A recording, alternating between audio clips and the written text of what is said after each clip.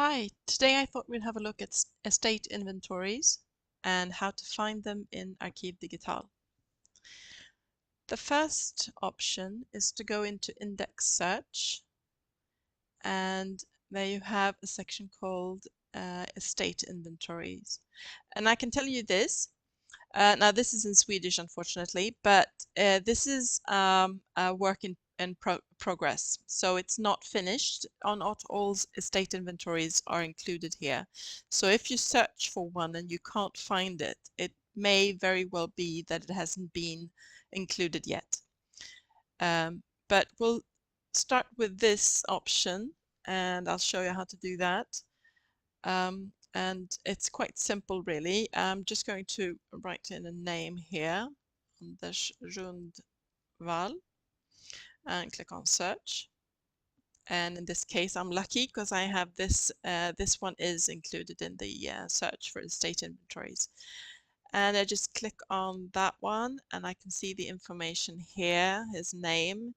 And I know that this is all in English, but this information here does not translate automatically. But there's the information about him and who he was married to. And this takes you directly to his inventory of estate here. Click on that and there you have it. And this is the first page, and you can actually click forward until you reach the end here. You get the full 4 pages there.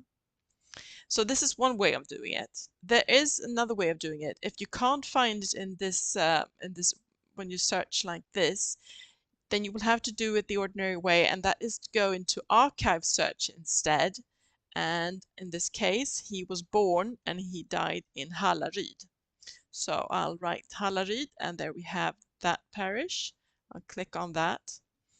And in this case, we need to go, it's already marked there, but we need to go down from the parish records and the death records. Underneath the death records down here, you see the estate inventories. And we click on that one. And we come to Sunnerbo häradsrätt, which is the larger region holding the estate inventories. We go into open archive there. And in this case, we've got lots of them here. And in this case, we're quite lucky to have, and we'll go past the court records as well.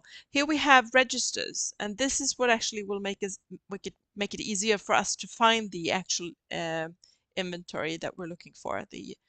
In this case, they've divided them by the first letter in the last name.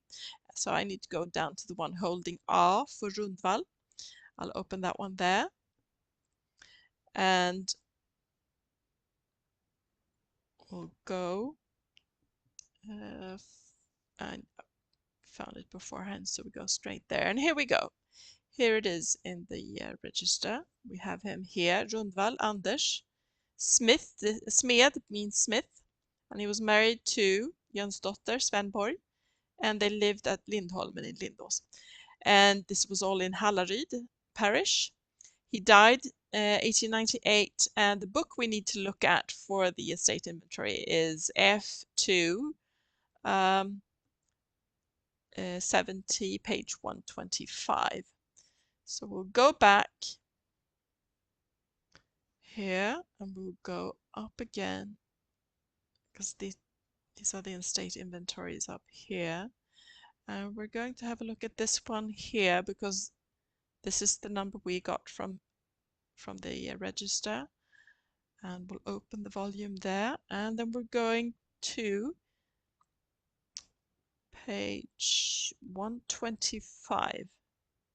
And there we go. There is the estate inventory again. So this is the second option. In this case, I was very lucky because there was a register. I could actually go and have a look, and it would tell me which book I was supposed to look at and what page I was supposed to go to.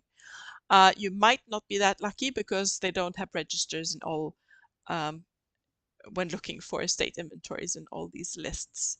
So in that case, you'll have to do a manual search for an approximate look for the year, and I would usually start, if the person dies in April, I would usually pick the book for that year and start from the end and go work my way backwards.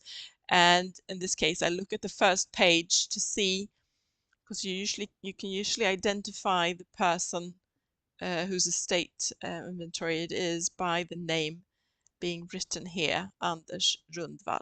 They usually mention the person who's passed away at the beginning of the text here.